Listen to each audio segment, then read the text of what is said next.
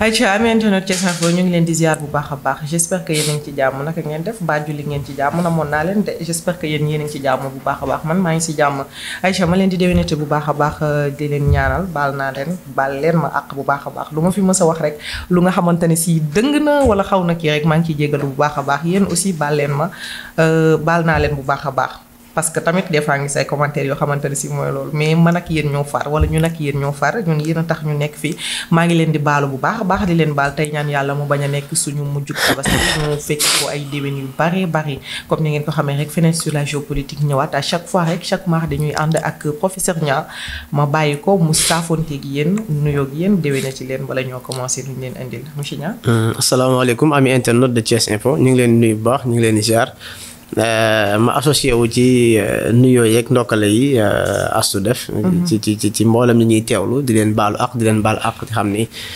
ñun mbool liñ fi partage beeg yëpp liñ bëgg rek mooy à chaque fois di waxtaanee Sénégal ak yenn actualité yi kon du ñàkk yenn saa yenn yi baax yenn yi xaw a dëng tuuti yenn yi xaw a mais toujours li ñuy wax rek nous tendons tous vers la perfection ak sunu objectif rek mooy à chaque fois di defar kon ñu ngi leen ci nuyu bu baax di leen siyaar merci beaucoup mu ngi noonu monsieur Niang xam nga rek bu ñu kiiwee ba pare mu tabaski pare day jaadu da ciy baaxoo daal dee baaloonte parce que ak dafa xaw a sew mais monsieur Niang tey ñu fas yéene waxtaan li nga xamante ne si nag moo xew fële ca Iran parce que ku ne gis nga ni que sénégalais ñun ñëpp ku ne gis nañu ni que li nga xamante ne si moo am fële ca Iran mooy guerre bi am ci diggante moom ak Israël bu ñu commencé di sànnante ay mbir ba am ay mort d'homme yu ci jot a am ñu gis aussi ay réaction yu bare bari dëkk yu bare bari gis nañu génn de def ay réaction notamment aussi gis nañu Sénégal aussi def ci réaction daal di ni que moom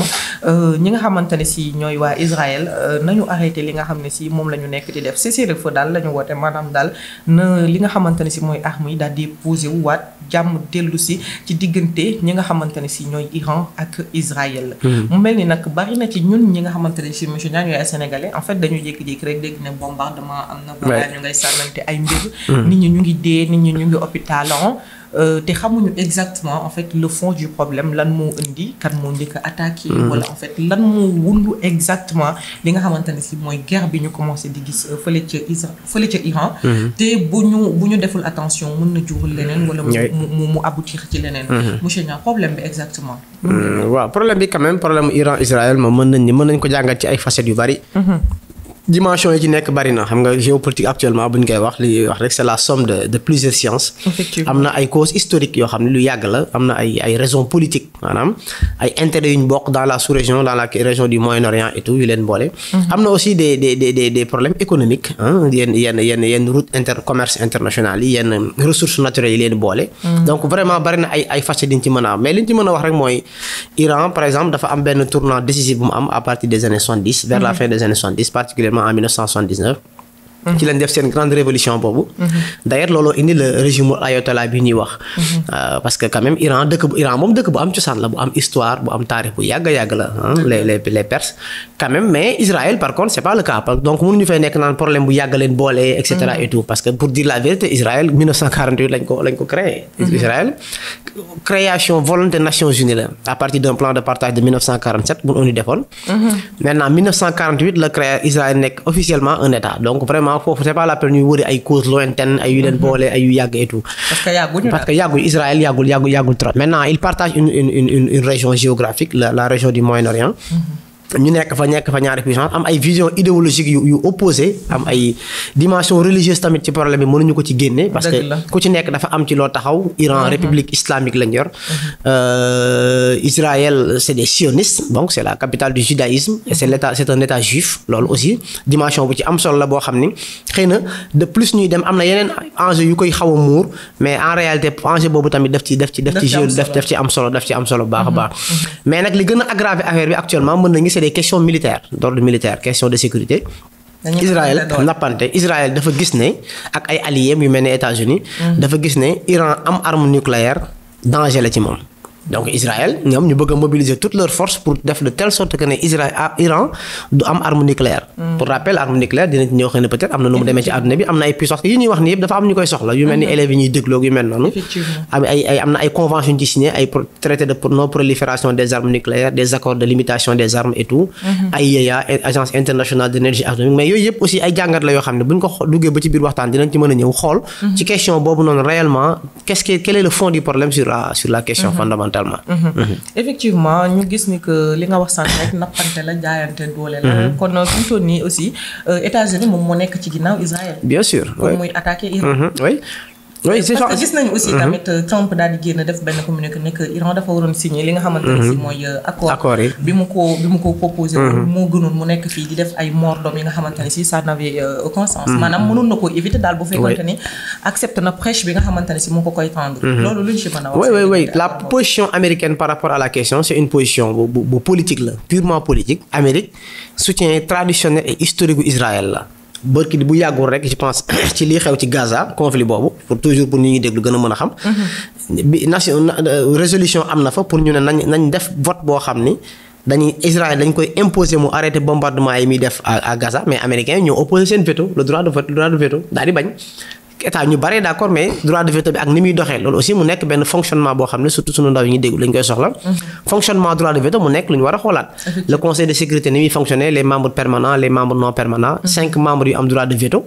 nga xam ne ñoom ki décision bu ñu d'accord décision boobu duñ ko jël du jàll. te mu nekk avenir du monde. ci avenir du monde bi c'est-à-dire c'est 5 puissances qui dictent ou bien qui décident de l'avenir du monde. loolu aussi yan la 5 puissances il y a la Chine il y a les États-Unis am na Russie am na Grande-Bretagne am na France. donc 5 yooyu ñooy les puissances yi nga xam ñoo am le droit de veto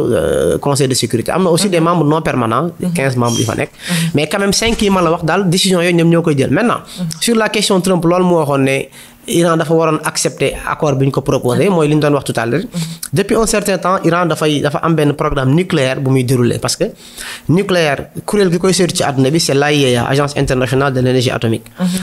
seuil bi mu fixé pour ne état yëpp parce que nucléaire uranium enrichi la. ressource naturelle uranium pays yu bari am nañ ko Afrique gi pays yu mel ni ay Congo ay Afrique du Sud ay Gabon et cetera am na pays yu bari yu ko am. et tout. maanaam daal jafeetu. voilà maintenant li ñu bëgg mooy enrichissement bi lañ na yem ci benn seuil na yem ci en réalité seuil bi c'est 3,60 environ. warta dépasser seuil boobu. donc dañuy jàpp ne seuil tant que yaa ngi diggante seuil boobu di ko enrichir utilisation bi c'est à des fins civiles. parce que uranium mën nga ci utiliser ay médicaments produits pharmaceutiques yu bari dañ ko ciy defar énergie dañ ko ciy def et tout. donc utilisation boobu seuil utilisation civile la. maintenant boo dépasser seuil boobu dem kaw dañuy jàpp ne yow jóge nga ci. objectif civil mais ci objectif militaire nga jëm te ci arme bombe atomique nga bëgg a créer. te da nga bëgg a attaquer. te da nga bëgg a attaquer wala da nga bëgg a défendre d'ailleurs arme nucléaire dañ koy woowee ci adduna bi arme de dissuasion maanaam arme la boo xam ne jàpp nañ ni képp ku ko am moom sa sécurité adduna bi am nga ko parce que kenn du la attaquer. effectivement et puis adduna bi ñu ngi wax naan ay voilà dafa am parce que ñu am ay armes nucléaires bu ñu leen xoolee ci adduna bi dañoo wuute. am na ñu ne am nañ ay 3000 têtes d'ogives nucléaires yu mel ni ay Russie am ñu am ay 4000 am ñu am ay 700 mais experts yu ci bari li ñu xam ne rek mooy arme nucléaire moom ka nga am 80 ogives la ka nga am nangam tête de missile et tout essentiellement boo ko amee moom tu es en sécurité dans le monde. parce que buñ la attaqué nga fay. non mais personne n'osera t'attaquer aujourd'hui ku xool ci àdduna bi mais tey jii bu fekkente ne kii am na arme nucléaire kii am arme nucléaire. tey jii nii xam nga tey jii mën na ni naa attaqué. bu riposté ma attaqué waaw. ça peut créer l'équilibre dañuy wax ni à égalité de force mais. équilibre de la terreur wala équilibre des forces. day créer jàmm. te tey jii bu ñu xoolee ci àdduna bi xëy na ni muy fonctionner moo xaw a particulier rek mais tey jii bu ñu xoolee ci àdduna bi par exemple de manière factuelle Israël par exemple ratifié wu les conventions sur les traités de non prolifération des armes de 1968. Israël bokku ci. maanaam Israël kenn du contrôler capacité nucléaire bi mu am ak ay centrales parce que dugg ci. AIEA agence internationale de l'énergie atomique Israël dugg fa par contre ñaar yi ma la wax nii yëpp. dañuy contre Iran. signé na traité de non prolifération des armes boobu. Iran en même temps fréquemment ay inspecteurs les scientifiques yu ay dañuy ñëw di visiter les sites nucléaires et cetera. Maintenant la réalité a montré que Iran am na capacité actuellement enrichir na uranium moom jusqu'à 60%. kon ñu xam ni ki dépassé 30 ba ñëw ba 60 xam nañ ni Iran en quelque sorte arme nucléaire mën na ko am. te beaucoup d'experts AIEA yu bari sax nee nañ processus fabrication arme nucléaire Iran en réalité c'est irréversible. du lu mën a dellu ginnaaw Iran dans tous les cas arme nucléaire am c'est à portée de main. te tey ji gis nañ ci àdduna bi dëkk yu am arme nucléaire yoo xam ne buñ defoon la balance entre ñoom seeni capacité scientifique gu Iran capacité technologique gu Iran nga comparé ko ak ñooñu da ngay xam ne Iran lim leen rawee dafa bari te pays yooyu pourtant am nañ arme nucléaire des pays yu mel ni ay Corée du Nord ñooñu li leen Iran rawee ki science ak technologie c'est extraordinaire pays yu mel ni Inde pays yu mel ni Pakistan dañoo am ay arme nucléaire te pays yooyu Iran lim leen rawee ki technologie ak science mais dafa bari trop donc si ces pays ont pu développer l'arme nucléaire maintenant effectivement avec le soutien des États-Unis ak ay parfois ay Grande-Bretagne ñoo leen jàppale mais expérience wane na ni aujourd'hui Iran am na capacité construire arme nucléaire te entre guillemets bon là peut-être je ne veux pas trop m'avancer parce que du thèse bu ma jàpp de trop am na experts yu wax ne en réalité Iran sax développé na arme nucléaire mais bon loolu aussi c'est à prendre avec des pincettes mais ce qui est sûr moom mooy Iran processus d'enrichissement uranium bi Iran am wane na ni Iran gi dans un futur proche mën na construire une arme nucléaire et maintenant c'est la solution pour se défendre. Effectivement Israël aussi. lu tax signé wul convention boobu noonu. oui li tax signé wul ko mooy xam nga Israël boo gisee li ma la wax ne la c'est un état qui a été créé en 1948. Israël en réalité a toujours été sous la tutelle des États-Unis et des grandes puissances dans le monde. waaw chouchou wooyu benn enfant gâté la mu nekk ci àdduna bi li ñuy wax Pascal Boniface bi ngi am benn expression bu am solo bu muy wax mu naan à Israël on a donné à Israël le droit de tuer boo xoolee Israël li muy def ci àdduna bi ci Gaza actuellement les accords yi ngi signé woon en 1947 le plan de partage bi ñu ko joxee 53% du territoire 55 aujourd'hui Israël se retrouve avec plus de 91 et bien 94% du territoire palestinien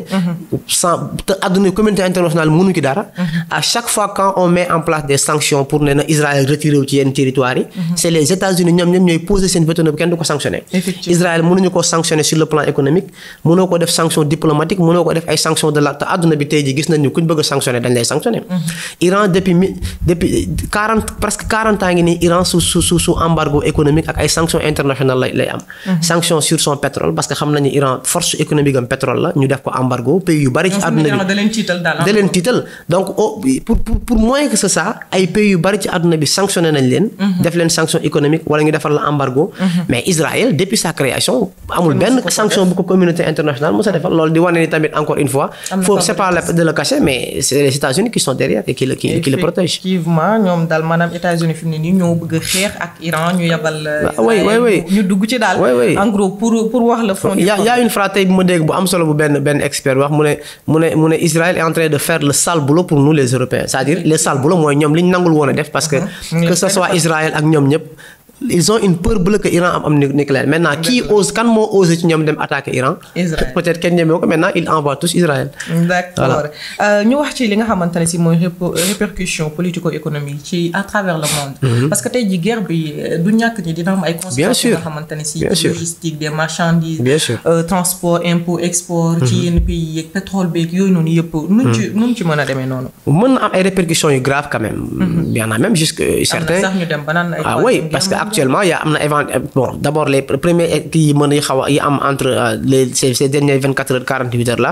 mooy la hausse du prix du baril de pétrole commencé naa yéeg parce que couloir boobu secteur boobu yaa am na lu ñuy wax le détroit d'Ormuz territoire iranien bi la nekk d'ailleurs Iran mi ngi menacé ni dina ko tëj te damay rappeler ni territoire boobu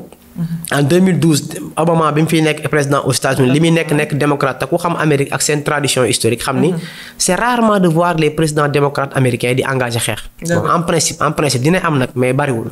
donc États-Unis dafa am nu ñuy fonctionner les démocrates dafa am nu ñuy gisee àdduna bi. les républicains de l'autre côté. mais en 2012. quand l'Iran Iran ne day fermer détroit d'Ormuz bi mais li ñu nekk démocrate Obama dafa menacé ne boo ko Iran fermé ñoom ils vont def une intervention militaire pour dindi ko parce que xam nañ ni benn point bu capital la pour seen économie et pour l'économie mondiale on considère que environ c'est entre 20 à 25% du commerce mondial fa lay jaar pratiquement le secteur énergie mondial bi yëpp détroit d'Ormuz bi lu ci ëpp bokk parce que les pays arabes du Golfe ay Koweït ay Émirats arabes unis les pays Oman Bahreïn et tout la plupart du temps c'est les cargaisons de pétrole qui détroit d'Ormuz boobu la jaar te ki territoire iranien la bon il y a une zone maritime internationale avec les conventions mais c'est sous contrôle iranien Iran moo fa am accès stratégique bu fa nekk pour tëj ko Iran tëj détroit boobu mooy Iran bloqué na éventuellement l'économie mondiale te bloqué l'économie mondiale ça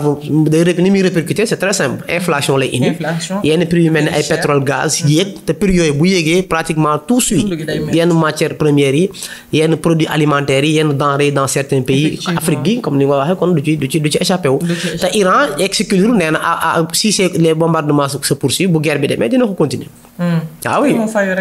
non mais ils n'ont pas le choix parce que une guerre reste une guerre aujourd'hui par exemple mais aussi buñ ko tëjee est-ce que aussi Trump mënu réagir comme ni Obama doon def réagir bon Trump menace de réagir en Iran mais man je ne crois pas à ça parce que je me rappelle États-Unis am na tey jii les seuls états yi États-Unis respecté ci àdduna bi booy xool c'est les états yi am arme nucléaire bu ñu demee ba Trump di neexal le président nord-coréen là xam ni c'est parce que tout simplement c'est parce que Corée du Nord dafa am arme nucléaire moo tax mu respecté ko Corée du Nord ci doole ci population ci territoire ci économie kenn du ko tëkkale ak États-Unis mais ce qui fait que àdduna bi tey jii mu am respect ci ñëpp Chine li muy créer ay problème à la Corée du Sud di ko créer problème Vietnam parfois di ko créer problème Japon di ko créer problème Taïwan mais dafay jéggi waa ji Corée du Nord effectivement parce que am na arme nucléaire ñëw ci dernière question bi genre Canada gi xamuñu arme nucléaire yan conséquences la mën a def en fait buñ ko fa sànnee est-ce que duñ si ñëw en fait. oui arme nucléaire moom pour dire expérience am en réalité ci àdduna bi booy xool parce que li ñuy wax arme de dissuasion la rek arme nucléaire. ça n'a été utilisé que 2 fois arme bombe atomique bi 2 fois mais 2 fois yi ci benn contexte la c'est dans le contexte de la deuxième guerre mondiale 2 fois yi c'est à Hiroshima Nagasaki. au Japon mais 2 fois yëpp ci benn contexte la. contexte deuxième guerre mondiale kon mën nañu benn yoon sax pour résumer. mais benn yoon yeneen yi des yëpp ay essais la. mais benn yoon boobu am na ay conséquences ba tey. oui am na ay conséquences ba léegi il paraît que scientifiquement on démontre que les séquelles radioactivité yooyu ñuy def. am na ay séquelles yu mu bàyyi ci santé ngi nii yenn maladies pulmonaires yu muy créé yenn maladies. handicap yu muy def et tout loolu scientifiquement démontré nañ ko. en Polynésie France def na fa. ak seen terre yi aussi tamit. oui Polynésie France def na fa ay essais nucléaires yu ñu wax ni ba léegi am na ay répercussions yu mu indi foofu. yenn maladies yu mu fa créé et tout donc àdduna bi li ñuy wax coow li muy bari ci arme nucléaire bi sa waay dañuy menacé woon gànnaaw yu teg la rek mais en réalité kenn sañu koo jël di ko sànni. kenn du ko sànni Israël kon ni ñu koy gisee nii mën na bañ a. non il n'osera pas du ko def. il n'osera pas bu ko defee xam na li ko ci fekk. man je pense pas que guerre atomique dina am maintenant l'ampleur nag mën na jël benn ampleur. mais une guerre atomique réelle. je ne pense pas à ça parce que ça ne sera pas kenn du ci gagner. vraiment kenn du ci gagner. kenn du ci gagner sincèrement. conséquences yi ñëpp dinañ ko sentir. bu boobaa Sénégal dans tout ça. conséquences yi. oui Sénégal conséquences yi je pense que ni c'est pas à négliger quand même parce que d'abord gis nañ ko démb le ministre des affaires étrangères sénégalais def na ci. d'abord Israël xam nga bu yàggul sax am na ay yenn rumeurs yu commencé am. gis nañ benn ambassadeur Israël ñëw Sénégal fii ay étudiants dàq ko et tout. effectivement la veille la tabaski gis nañ Israël jéem a à chaque fois donc li ma doon wax fii ne en géopolitique même la manière de saluer est une signification. Israël aujourd'hui ils sont en train de refaire leur image je rappelle que par exemple États-Unis googu ma wax ni moo koy couvrir depuis 2020 dafa am ay accords yu ñu tuddee woon les accords d'Abraham pour permettre yenn états yu bari ñu normaliser seen relation à Israël. en contrepartie états yi ko def yëpp booy xool dañoo am ak jàmm États-Unis am ak jàmm Israël. états yi ko nga xam ni nanguwuñ dugg ci accordu Abraham yooyu te ba léegi c'est ça le grand problème parce que Trump mi ngi ko defoon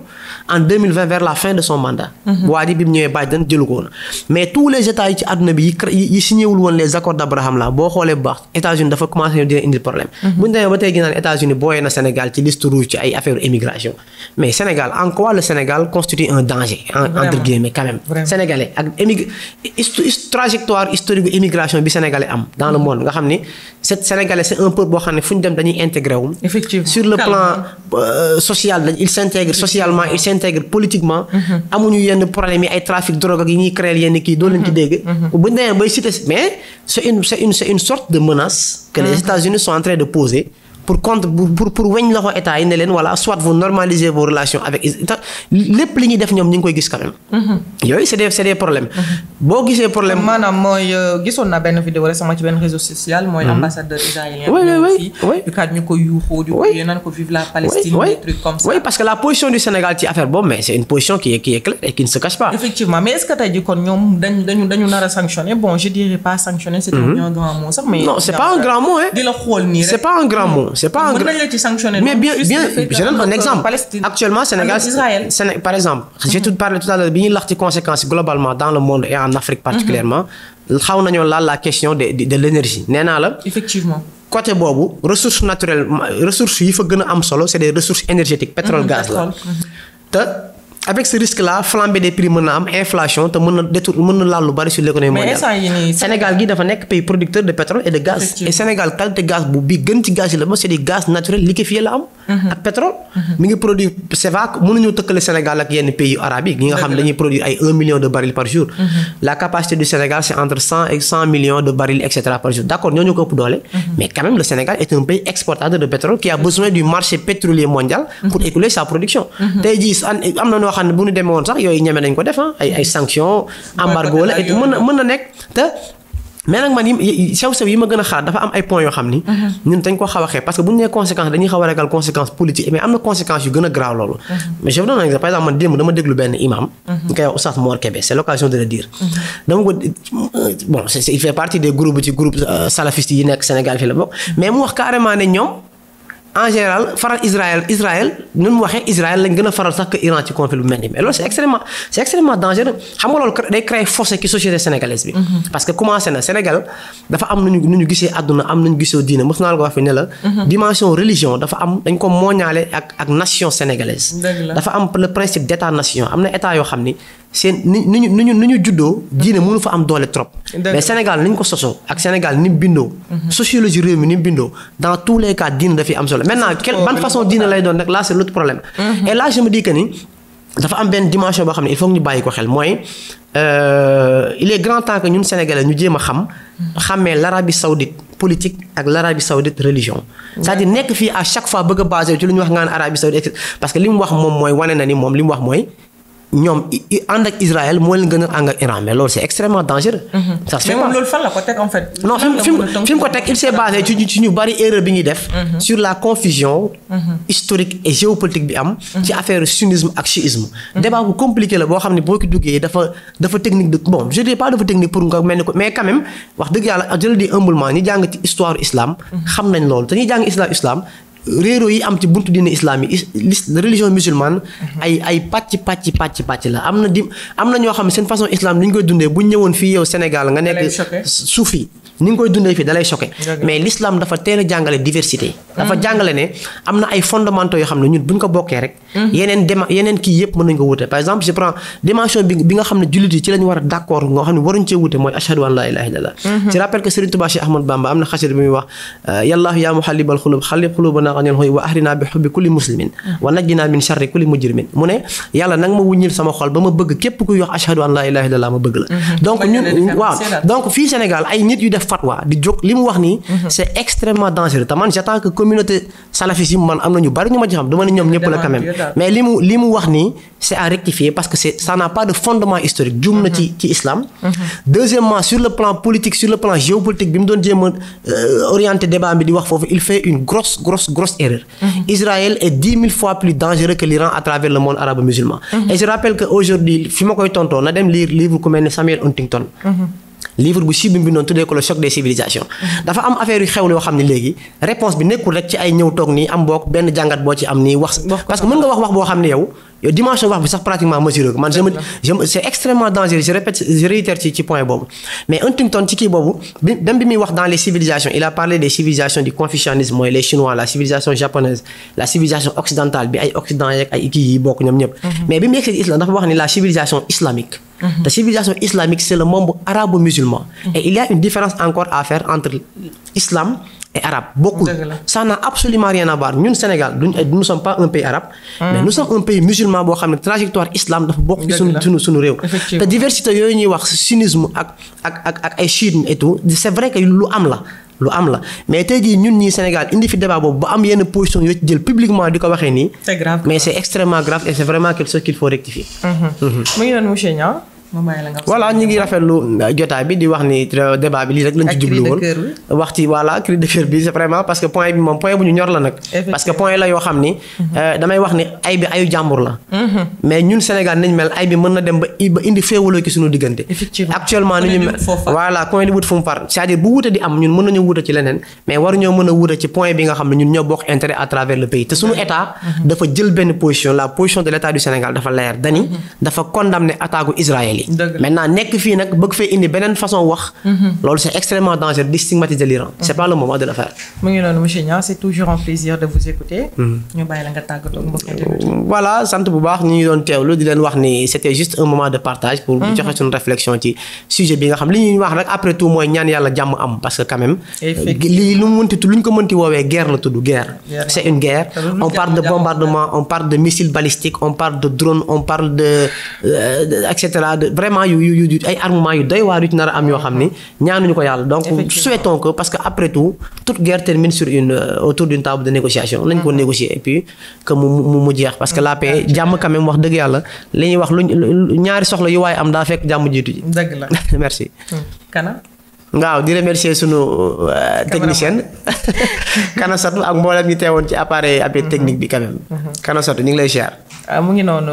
mbokk internet yi lii lañ leen indiloon tey muy li nga xamante ne si moo xew ci diggante Iran ak Israël j'espère que am ngeen ci jàngata bu baax a wax ba ci leen ko ci commentaire yi lu ngeen xamante ni si rek xalaat ngeen ko ci li monsieur Niang wax rek foofu lay terminer lu dul jàmm moo ko gën te nattante doole jàpp naa ne que waratul nekk lu nga xamante ni si daal dañu koy jaaxaane wala ñu di ko fowee di ko menacer wante nii parce que tamit science développé na trop te armement yi nga xamante ni si moom la ñu defar mënees naa yàq réew kon nag